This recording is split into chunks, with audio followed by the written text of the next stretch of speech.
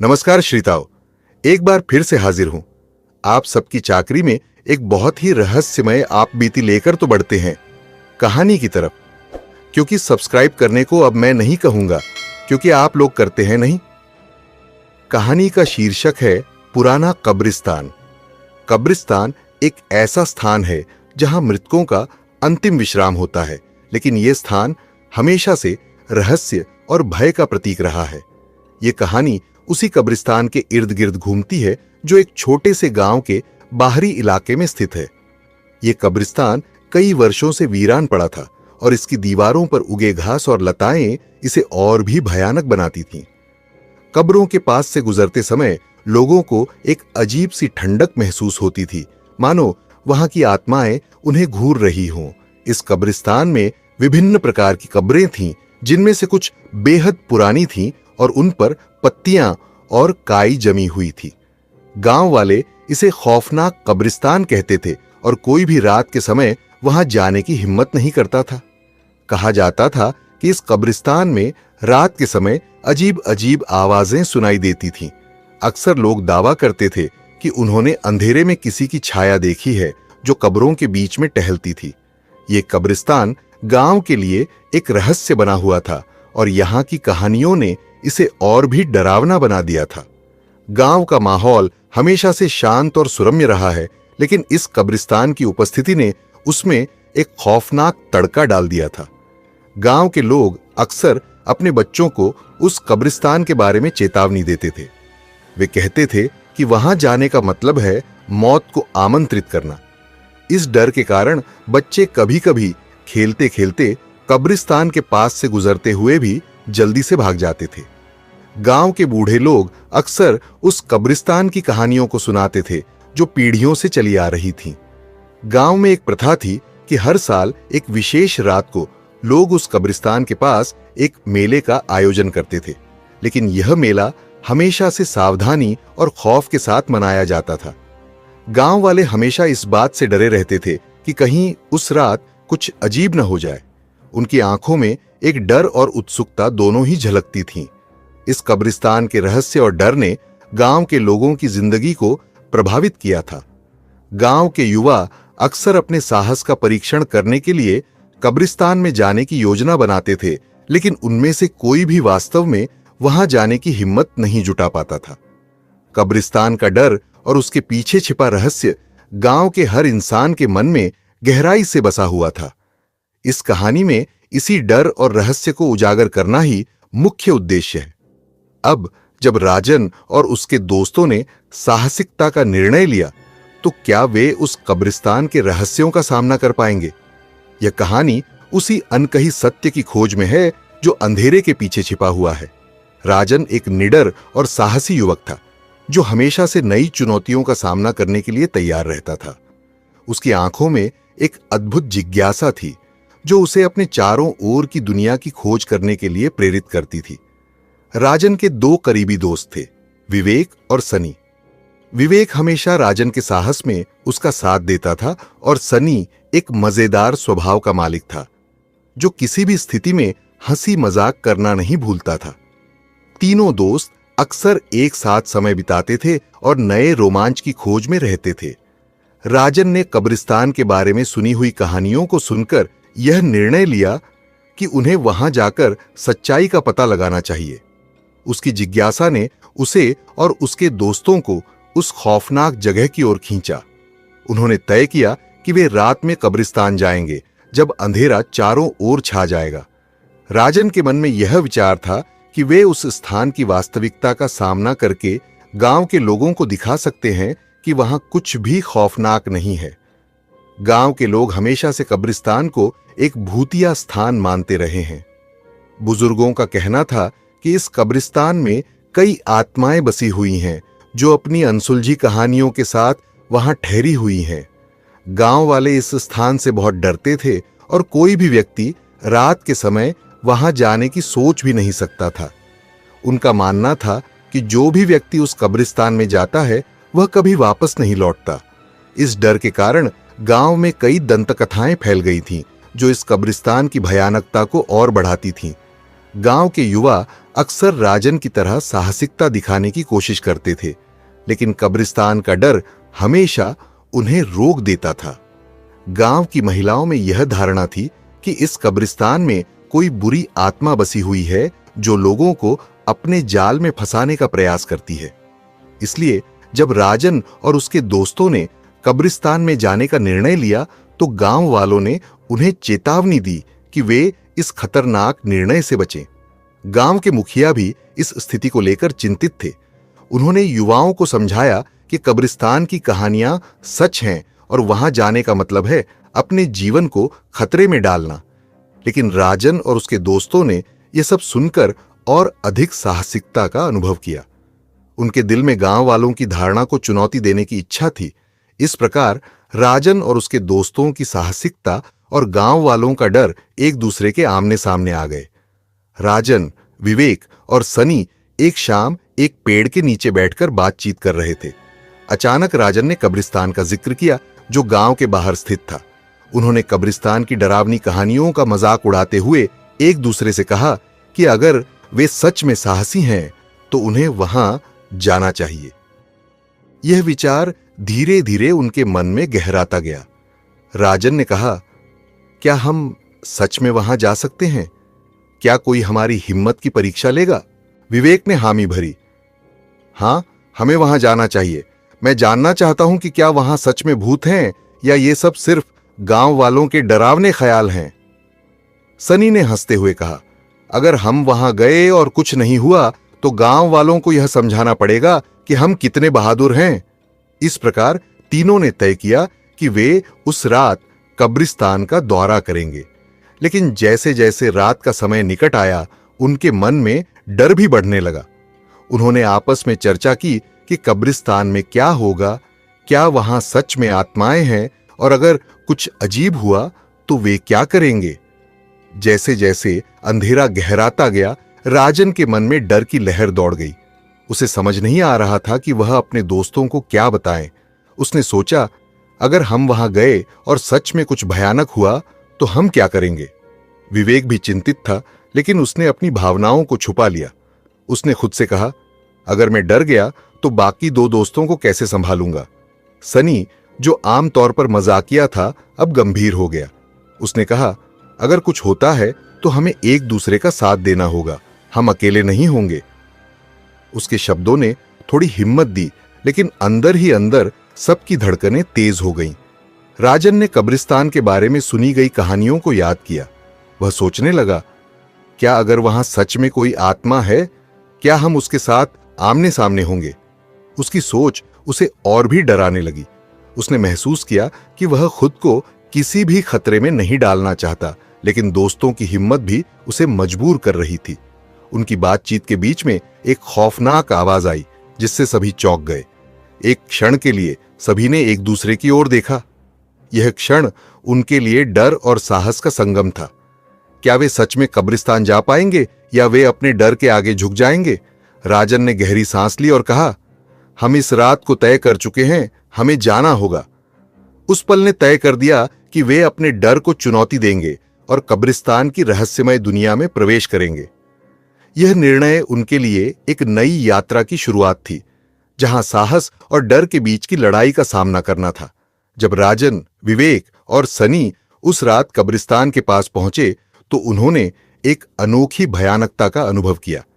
चांद की हल्की रोशनी ने कब्रों को एक डरावना और रहस्यमय रूप दिया था। हर तरफ अंधेरा छाया हुआ था और चारों ओर सन्नाटा था, जिसे केवल उनकी धड़कनों की आवाज सुनाई दे रही थी। कब्रों की ऊपर की मिट्टी में घास और खाई उगी हुई थी और कुछ कब्रें तो इतनी पुरानी थीं कि उनकी पहचान करना भी मुश्किल था। विवेक ने कहा, यहां का माहौल बहुत अजीब है, ऐसा लगता है कि जैसे ये कब्रें हमें घूर रही हैं। सनी ने कहा, डर मत, ये सब बस हमारी कल्पना है। लेकिन सनी की आवाज में भी एक हल्का सा डर था। राजन ने आगे बढ़ते हुए कहा, चलो हम एक बार अंदर चलकर देखते हैं। जैसे ही वे कब्रों के बीच में आगे बढ़े, एक सन्नाटा चारों ओर छा गया, यहां तक कि हवा भी मानो थम गई थी। कब्रिस्तान में आने के बाद सभी का मन एक अजीब सी बेचैनी से भर गया। राजन ने महसूस किया कि यह स्थान कुछ अलग है, जहां समय मानो थम गया हो। वो लोग कब्रों के पास पहुंच गए थे जब अचानक एक अजीब सी आवाज सुनाई दी। ये आवाज किसी के फुसफुसाने जैसी थी जो चारों ओर गूंज रही थी। राजन ने अपने दोस्तों को देखा और उनकी आंखों में एक भय था। विवेक ने कहा, क्या तुमने भी यह आवाज सुनी? सनी ने कहा, हां, यह क्या हो सकता है? क्या यह हमारी कल्पना है? उस समय अचानक उन्हें ऐसा महसूस हुआ जैसे वहां कोई और मौजूद है। राजन ने दिल में साहस भरते हुए कहा, यह कोई भूत या आत्मा नहीं हो सकता, शायद यह किसी जानवर की आवाज होगी। लेकिन जब उन्होंने चारों ओर देखा तो उन्हें कोई जानवर नहीं दिखा। फिर से वही आवाज आई, लेकिन इस बार यह और भी स्पष्ट थी। मदद करो! यह एक महिला की आवाज थी जो दबी हुई सी थी, मानो कोई बड़ी पीड़ा सहन कर रहा हो। सबके चेहरे पर भय का साया था। राजन ने कहा, हमें यहां से निकलना चाहिए, यह बहुत डरावना है। लेकिन विवेक ने कहा, नहीं, हमें पता लगाना होगा कि यह आवाज कहां से आ रही है। इस समय उनके दिलों में एक अद्भुत मिश्रण था, साहस और डर। तीनों ने एक दूसरे की ओर देखा और एक बार फिर से उस रहस्यमय आवाज की ओर बढ़ने का निर्णय लिया। क्या वे सच में उस आवाज का सामना कर पाएंगे या वे उस कब्रिस्तान की भयानकता में खो जाएंगे? यह सवाल सभी के मन में था और उन्हें अपनी यात्रा का सामना करने के लिए एक दूसरे का सहारा चाहिए था।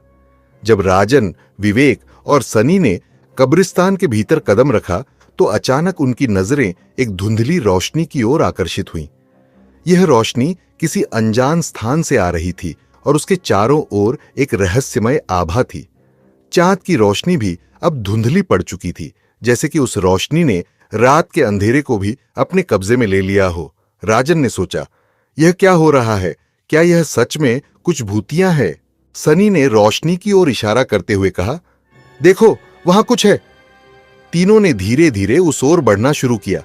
जैसे जैसे वे नजदीक पहुंचे, उन्हें पता चला कि वह रोशनी एक पुरानी कब्र से निकल रही थी, जिसके ऊपर कोई अजीब सा धुंधलापन था।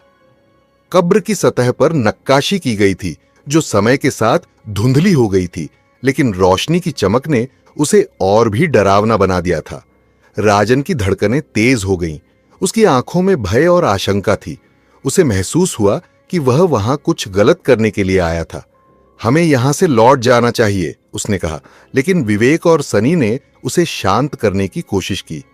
विवेक ने कहा, शायद यह सिर्फ एक ऑप्टिकल इल्यूजन है, हमें और आगे बढ़ना चाहिए।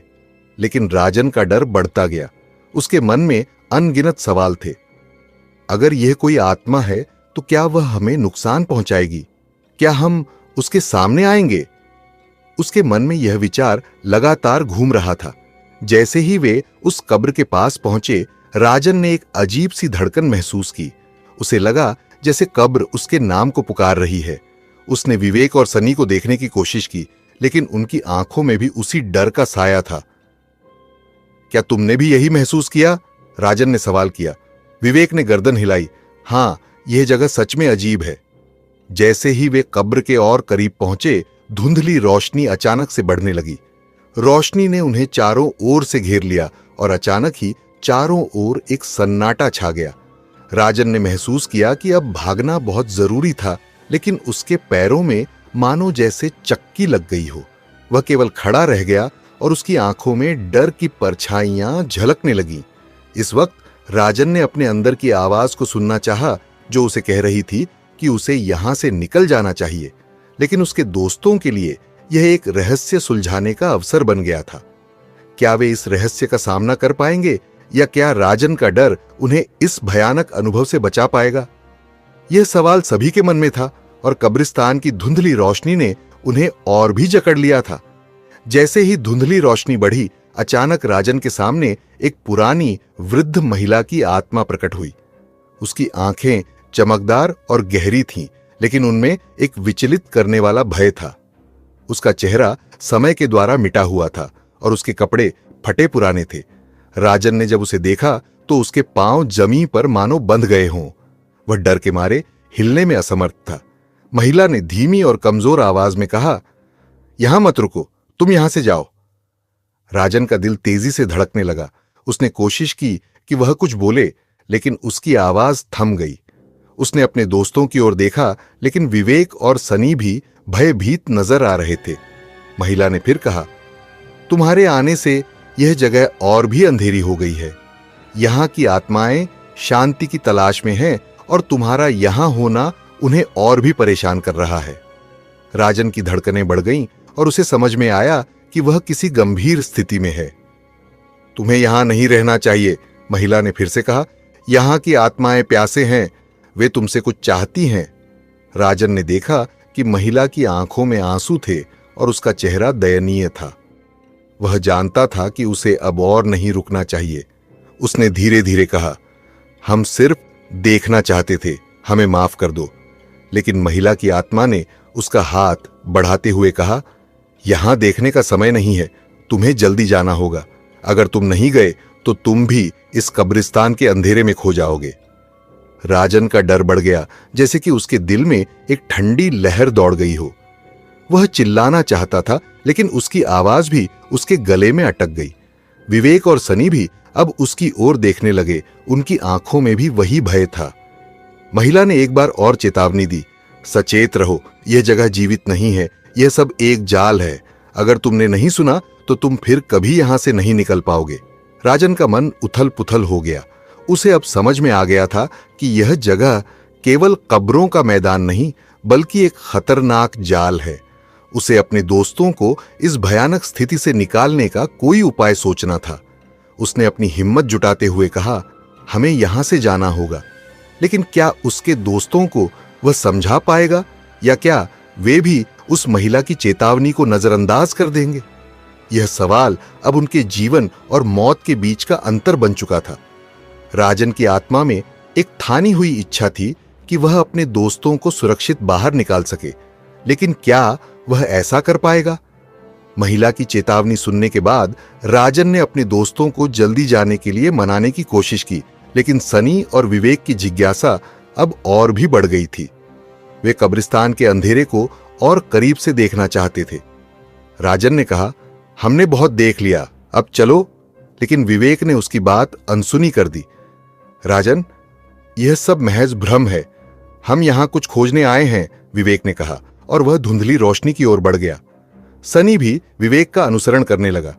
राजन ने उन्हें रोकने की कोशिश की, लेकिन उनका ध्यान कहीं और था।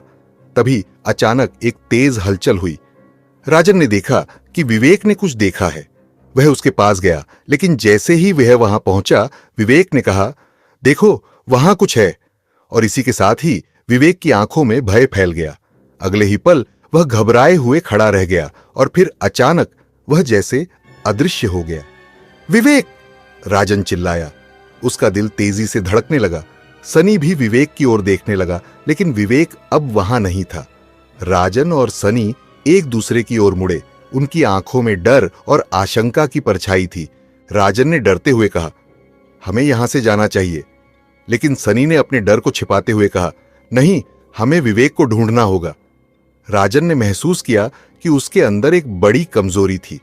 उसका एक दोस्त एक पल में गायब हो गया और अब वह खुद को असहाय महसूस कर रहा था। सनी, हमें सच में लौटना चाहिए, यहां रहना हमारे लिए खतरनाक है, उसने कहा। लेकिन सनी ने उसकी बात को अनसुना किया। वे दोनों अब धीरे धीरे विवेक को खोजने लगे। राजन ने सनी से कहा, आओ हम उसे यहां से बाहर निकालने की कोशिश करें। लेकिन जैसे जैसे वे कब्रों के बीच में बढ़ते गए, उन्हें एहसास हुआ कि यहां कुछ भी सामान्य नहीं था।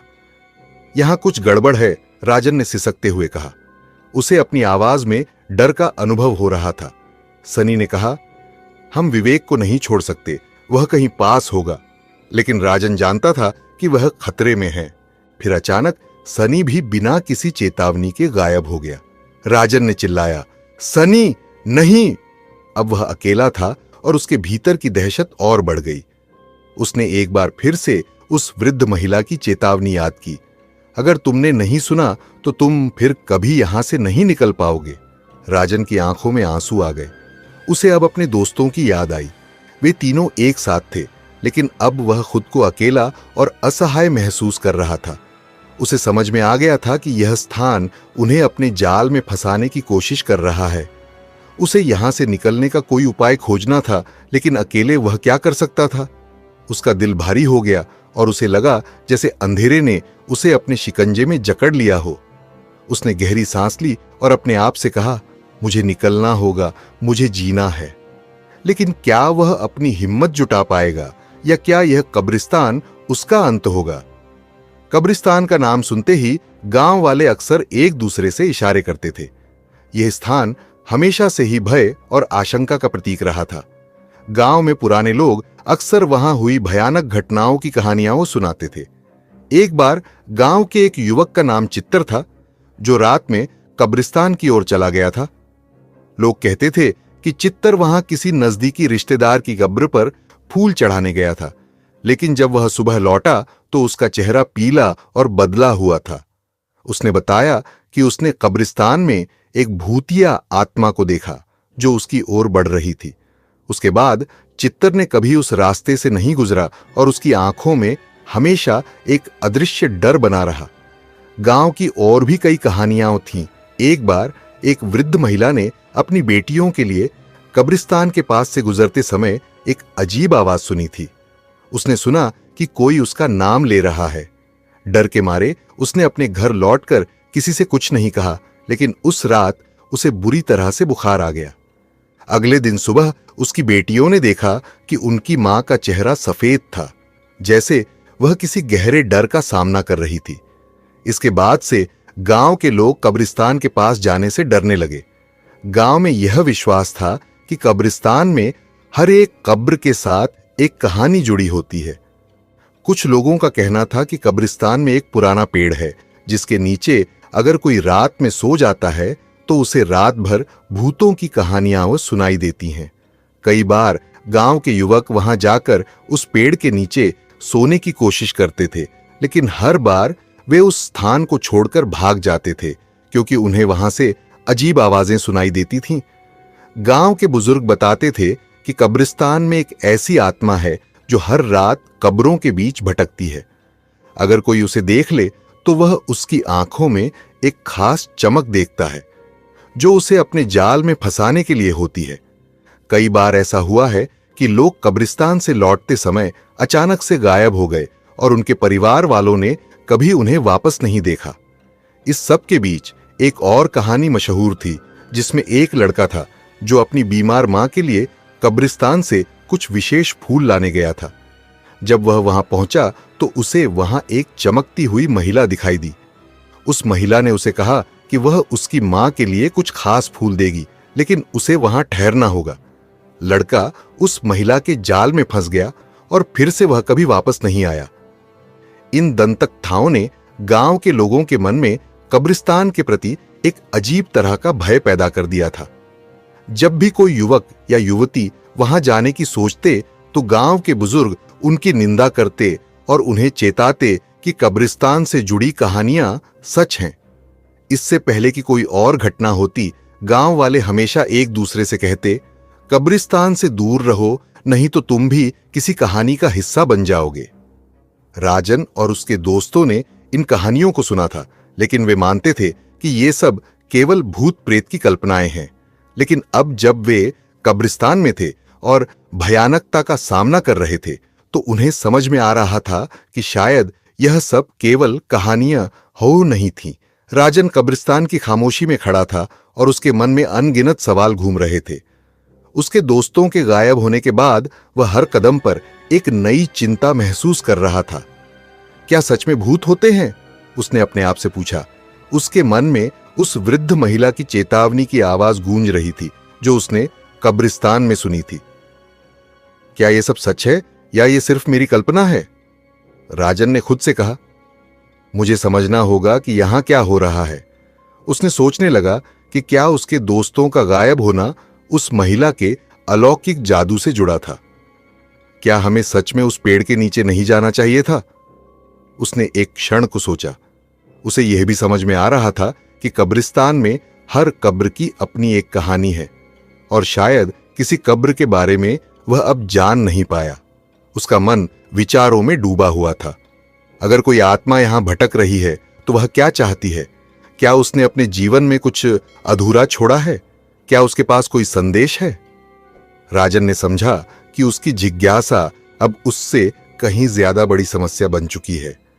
वह समझ रहा था कि अगर वह यहां से नहीं निकला तो शायद वह भी कभी वापस नहीं लौटेगा। जैसे ही राजन आगे बढ़ा, उसे एक हल्की आहट सुनाई दी। उसे लगा जैसे कोई उसे पुकार रहा है। उसने तेजी से मुड़कर देखा और अचानक वह महिला जो पहले उसे चेतावनी दे चुकी थी, फिर से उसके सामने खड़ी थी। उसकी आंखों में एक गहरी चमक थी जो राजन के मन में भय और जिज्ञासा दोनों को जगाने लगी। तुमने मेरी बातों को अनसुना किया, महिला ने कहा, और उसकी आवाज में एक अजीब सी मिठास थी। अब तुम जानने आए हो कि यहां क्या हो रहा है। तुम अपने दोस्तों को बचाने का प्रयास कर रहे हो, लेकिन पहले तुम्हें जानना होगा कि मैं कौन हूं। राजन ने हिम्मत जुटाते हुए पूछा, आप कौन हैं और यहां क्या हो रहा है? महिला ने धीरे से कहा, मैं उन आत्माओं में से एक हूं जो इस कब्रिस्तान में बसी हुई हैं।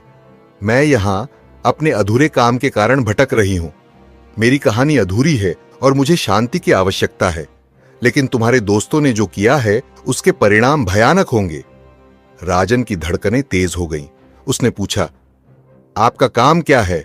कैसे मैं आपकी मदद कर सकता हूं? महिला ने उसकी आंखों में देखकर कहा, मेरे साथ तुम्हारे दोस्त भी मेरे साथ हैं। उन्हें इस स्थान से निकालने के लिए तुम्हें मेरे साथ आना होगा, लेकिन इसके लिए तुम्हें मेरे अधूरे कार्य को पूरा करना होगा।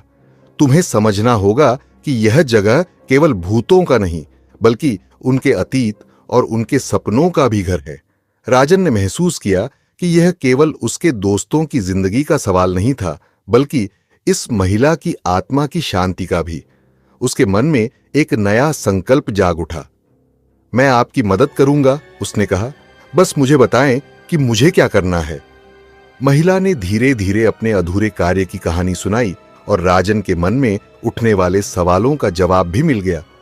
अब उसे पता चल गया था कि कब्रिस्तान की भयानकता केवल डर की नहीं, बल्कि एक सच्चाई की कहानी है जो उसे उसके दोस्तों को बचाने के लिए मजबूर कर रही थी।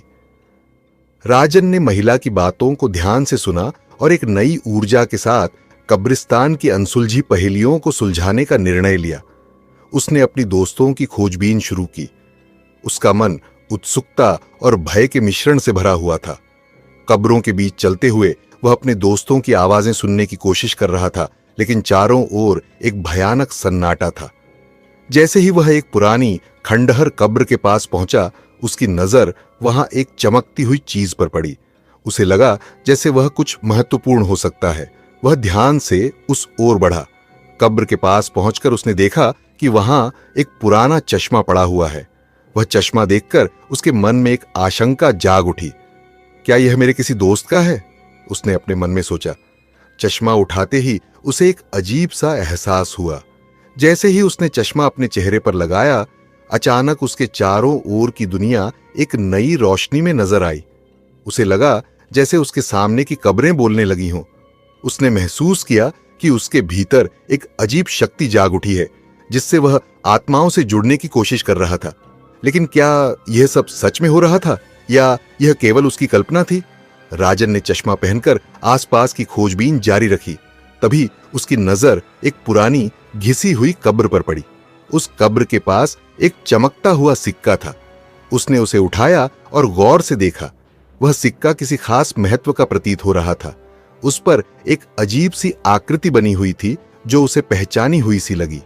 क्या यह भी किसी आत्मा का संदेश है? उसने सोचा। जैसे ही उसने सिक्का अपने हाथ में लिया, उसे एक हल्का सा झटका लगा और वह चश्मे के माध्यम से कब्रों के बीच एक धुंधली छवि देखने लगा। वह छवि एक आदमी की थी जो कब्र के पास खड़ा था और उसकी आंखों में एक गहरी उदासी थी। राजन को समझ में आया कि यह आत्मा भी किसी तरह से अतीत से जुड़ी है। वह सिक्का और चश्मा दोनों अब राजन के लिए एक संकेत बन गए थे। उसे लगा जैसे वह कब्रिस्तान में एक पहेली को सुलझाने का प्रयास कर रहा है। क्या यह सब मेरे दोस्तों को बचाने का तरीका है? उसने सोचा। राजन ने चश्मा पहने हुए कब्रों के बीच से गुजरते हुए उस आदमी की छवि के पीछे का रहस्य जानने की कोशिश की। क्या वह उस आदमी की आत्मा थी जो उसके दोस्तों के गायब होने से जुड़ी थी? यह सोचकर उसका मन और भी बेचैन हो गया। कब्रिस्तान की ठंडी हवा में राजन ने महसूस किया कि उसे जल्द ही कुछ करना होगा। उसे उस महिला की चेतावनी याद आई थी और उसके मन में यह सवाल उठने लगा कि क्या वह सही रास्ते पर है? क्या उसे इन वस्तुओं के साथ कुछ और खोजनी होगी या यही उसके दोस्तों को बचाने का तरीका था? राजन ने चश्मा और सिक्का अपने साथ रखा और अब वह और भी गहराई में जाने के लिए तैयार था। कब्रिस्तान के रहस्यों को जानने का समय आ गया था और वह अपनी जिज्ञासा के साथ इस खौफनाक सफर पर आगे बढ़ने को तत्पर था। कब्रिस्तान की रहस्यमयी घटनाओं और भयानक अनुभवों के बाद राजन की स्थिति दिन ब दिन गंभीर होती जा रही थी। उसकी खोज अब केवल उसके दोस्तों को ढूंढने तक सीमित नहीं थी, बल्कि वह खुद को भी इस जाल से बाहर निकालने का संघर्ष कर रहा था। कब्रिस्तान की अंधेरी गलियों में भटकते हुए उसे अब इस बात का डर था कि वह शायद कभी वापस नहीं लौट पाएगा। वह कब्रों के बीच घूमते हुए अपने हर कदम पर सतर्क हो चुका था। वह सिक्का और चश्मा जो उसे मिले थे उसे यह एहसास दिला रहे थे कि वह इस जगह का हिस्सा बन चुका है। क्या मैं यहां से जिंदा लौट पाऊंगा? यह सवाल उसके मन में बार बार उठ रहा था। कब्रिस्तान का सन्नाटा और रहस्यमय आवाजें उसे और भी अधिक बेचैन कर रही थीं। राजन को अब यह एहसास होने लगा था कि शायद यहां से बाहर निकलने का कोई सीधा रास्ता नहीं है। जितनी देर वह इस कब्रिस्तान में रहा, उतनी ही गहराई में वह फंसता चला गया। वह समझ चुका था कि उसके दोस्तों का गायब होना और इस कब्रिस्तान की आत्माओं का उससे जुड़ना दोनों एक बड़े रहस्य का हिस्सा है। अगर उसे बाहर निकलना है तो उसे इस रहस्य की पूरी गुत्थी सुलझानी होगी। उधर गांव के लोग भी राजन और उसके दोस्तों के अचानक गायब होने से परेशान हो गए थे। कब्रिस्तान के बारे में पहले से ही फैली कहानियां और भी जीवंत हो गई थीं। गांव के बुजुर्ग कहते थे कि उस पुरानी जगह में जाने वाले कभी लौट कर नहीं आते। वर्षों पहले भी कुछ युवक इसी तरह से गायब हो गए थे, लेकिन अब तक कोई सटीक कारण पता नहीं चला था। गांव के लोग कब्रिस्तान से जुड़ी कई कहानियां सुनाते थे। उनका मानना था कि उस जगह पर कई आत्माएं भटक रही हैं जो अपनी अधूरी इच्छाओं के कारण कभी शांति नहीं पा सकीं। वहां जाने वाला हर व्यक्ति इन आत्माओं के जाल में फंस जाता है। कुछ का मानना था कि यह आत्माएं गांव के लिए शाप हैं और जो कोई भी इस शापित जगह के करीब जाता है उसकी जिंदगी बर्बाद हो जाती है। राजन की खोजबीन और उसके दोस्तों का लापता होना अब गांव के भविष्य के लिए भी एक खतरा बन चुका था। गांव वाले धीरे धीरे इस बात को मानने लगे थे कि यह सब उस कब्रिस्तान से जुड़ा हुआ है। अगर वे इस रहस्य को समझ नहीं पाए तो हो सकता है कि और भी लोग गायब होने लगे। गांव के बुजुर्ग अब यह सलाह दे रहे थे कि कब्रिस्तान को हमेशा के लिए बंद कर देना चाहिए और वहां जाने की सख्त मनाही होनी चाहिए। लेकिन कुछ युवा अब भी इस कहानी के पीछे की सच्चाई को जानने के लिए उत्सुक थे। वे समझना चाहते थे कि आखिर इस कब्रिस्तान में ऐसा क्या है जो लोगों को गायब कर देता है। राजन के लौटने की संभावना अब बहुत धूमिल हो चुकी थी, लेकिन गांव वाले उम्मीद नहीं छोड़ रहे थे। वे चाहते थे कि इस रहस्य का कोई हल निकले ताकि गांव का भविष्य सुरक्षित रह सके। कब्रिस्तान की कहानी अब केवल डर की नहीं रही, बल्कि गांव के इतिहास का हिस्सा बन गई थी। लोग आने वाली पीढ़ियों को भी इस जगह से दूर रहने की चेतावनी देने लगे थे। राजन का संघर्ष, गांव की चिंता और कब्रिस्तान की भयानकता सब मिलकर एक ऐसी कहानी बना रहे थे जो पीढ़ियों तक लोगों के दिलों में बसे रहने वाली थी। कब्रिस्तान के रहस्यों में डूबी हुई यह कहानी केवल राजन और उसके दोस्तों तक सीमित नहीं थी। वर्षों से इस जगह को लेकर कई डरावनी घटनाओं की कहानियां गांव में सुनाई देती रही थीं। इन कहानियों ने गांव वालों के मन में कब्रिस्तान को लेकर एक गहरा डर और खौफ पैदा कर दिया था। एक बार की बात है जब गांव के एक बुजुर्ग, जिनका नाम श्यामलाल था, रात के समय गलती से कब्रिस्तान के पास से गुजर गए। उन्हें उस रात किसी काम से दूर के गांव जाना था और शॉर्टकट के चक्कर में उन्होंने कब्रिस्तान के रास्ते को चुना। गांव वालों ने उन्हें हमेशा चेतावनी दी थी कि रात के समय वहां से न गुजरे, लेकिन श्यामलाल ने इसे अंधविश्वास मानकर नजरअंदाज कर दिया। जैसे ही वह कब्रिस्तान के पास पहुंचे, ठंडी हवा का एक झोंका उनके बदन को ठिठुराने लगा। उन्हें लगा कि कोई उनके पीछे चल रहा है, लेकिन मुड़कर देखने पर वहां कोई नहीं था। कुछ कदम और बढ़ने के बाद उन्होंने साफ सुना कि किसी ने उनका नाम पुकारा। आवाज धीमी और ठंडी थी, मानो किसी गहरे कुएं से आ रही हो। श्यामलाल डर गए और तेजी से भागने लगे, लेकिन हर कदम पर वह आवाज करीब आती जा रही थी। अचानक उन्होंने देखा कि उनके सामने एक सफेद साया खड़ा था, जिसकी आंखें जलती हुई प्रतीत हो रही थीं। वह इतनी डरावनी थी कि श्यामलाल बेहोश होकर गिर पड़े। जब सुबह गांव वालों ने उन्हें वहां पाया तो उनकी हालत बुरी तरह से बिगड़ी हुई थी। उस दिन के बाद से श्यामलाल कभी ठीक से बोल नहीं पाए और उनकी मानसिक स्थिति भी असामान्य हो गई। कब्रिस्तान के आसपास रहने वाले लोगों ने भी कई भूतियां घटनाओं का अनुभव किया था, जिनमें से कुछ तो रोंगटे खड़े कर देने वाली थीं। गांव के चौकीदार रामदीन ने बताया कि एक बार देर रात उन्होंने कब्रिस्तान के भीतर से किसी बच्चे के रोने की आवाज सुनी थी। जब वह वहां पहुंचे तो उन्होंने देखा कि एक बच्चा वहां बैठा हुआ था, लेकिन जब उन्होंने पास जाकर देखा तो वह बच्चा गायब हो गया। रामदीन ने बताया कि उन्हें यकीन है कि वह कोई भटकती हुई आत्मा थी, जो कब्रिस्तान के आसपास ही रहती है। कई गांव वाले बताते थे कि उन्हें अक्सर रात के समय कब्रिस्तान से धुंधली रोशनी दिखाई देती थी, जो धीरे धीरे बढ़ती और फिर गायब हो जाती थी। कुछ लोग कहते थे कि उस रोशनी के पीछे कुछ आत्माएं हैं जो अपनी असली रूप में आने का इंतजार करती हैं। वहां के एक अन्य निवासी रघु ने एक अजीब घटना का जिक्र किया। एक रात जब वह अपने खेतों की रखवाली कर रहे थे, उन्होंने देखा कि कब्रिस्तान के पास एक महिला खड़ी थी, जो बिना किसी हरकत के केवल उन्हें देख रही थी। जब रघु ने हिम्मत करके उसके पास जाने की कोशिश की तो वह महिला हवा में घुल गई, मानो कभी वहां थी ही नहीं। ये सभी अनुभव गांव वालों को और भी डराने वाले थे। लोग कब्रिस्तान से दूर रहने लगे थे और यहां तक कि दिन में भी उस ओर जाने से कतराते थे। ये घटनाएं धीरे धीरे कब्रिस्तान के रहस्यों को और गहरा बना रही थीं। गांव वालों के बीच इन भूतिया घटनाओं ने यह धारणा और भी मजबूत कर दी थी कि कब्रिस्तान में किसी अनदेखी शक्ति का वास है। हर कोई यह मानने लगा था कि यह जगह शापित है और वहां की आत्माएं अपने साथ किसी को भी ले जा सकती है। यही कारण था कि राजन और उसके दोस्तों का वहां जाना गांव के लोगों के लिए एक बड़ा संकट बन गया था। कब्रिस्तान की गहराइयों में जीवन और मृत्यु के बीच का संघर्ष स्पष्ट रूप से महसूस किया जा सकता था। राजन और उसके दोस्तों का सामना एक ऐसी शक्ति से हो रहा था जो उनके जीवन को मौत की कगार पर धकेल रही थी। ये सिर्फ एक जगह नहीं थी, बल्कि एक ऐसी सीमा थी जहां जीवन और मृत्यु की महीन रेखा मिटने लगती थी। राजन के मन में बार बार यह सवाल उठ रहा था कि आखिर जीवन और मृत्यु का अर्थ क्या है? क्या यह सिर्फ शरीर का अंत है या आत्मा की किसी और दुनिया में यात्रा? कब्रिस्तान की रहस्यमयी आत्माएं जिनका सामना उसने किया, उसे इस सवाल का जवाब देने में लगी थी।